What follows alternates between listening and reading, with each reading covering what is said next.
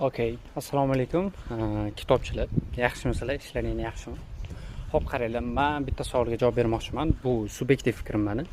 Xo'p, ko'p doirada yoki ko'p savollar keladi Telegramda. Kitob o'qib, faqat kitob o'qib, vaqtini kitobga sarflab yuradigan odamlar pul topa oladimi? Kitob o'qiydiganlar qanaqadir pul topadimi deb aytadi ko'pchilik.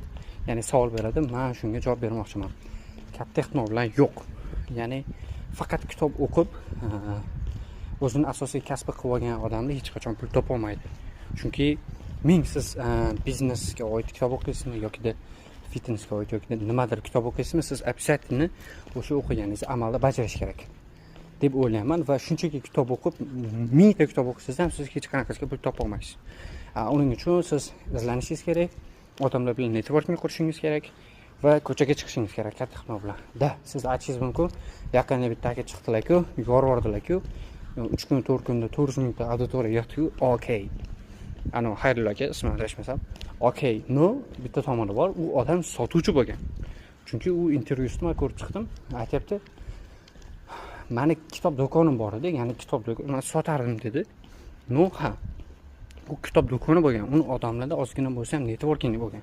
O'shaning uchun u inson hozir men odamlar bilan gaplashishni biladi, muloqot biladi, o'shaning uchun tez tanilib ketdi deb o'ylayman. Siz aqlli bo'lasiz, siz zo'r, вообще IQ darangiz вообще taf bo'ladi.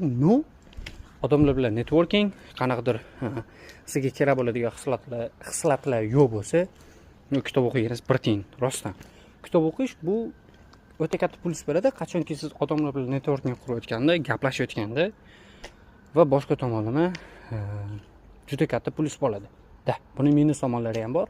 Minus tomon keyinchalik aytishim mumkin. Va yana bir marta qaytaraman, faqat kitob o'qib hech qanaqasiga siz pul topa olmaysiz. Miyangizda o'layotgan summani yarmini bo'lsa ham, yarmisini bo'lsa ham siz pul topa olmaysiz. Katta rahmat, charchamanglar.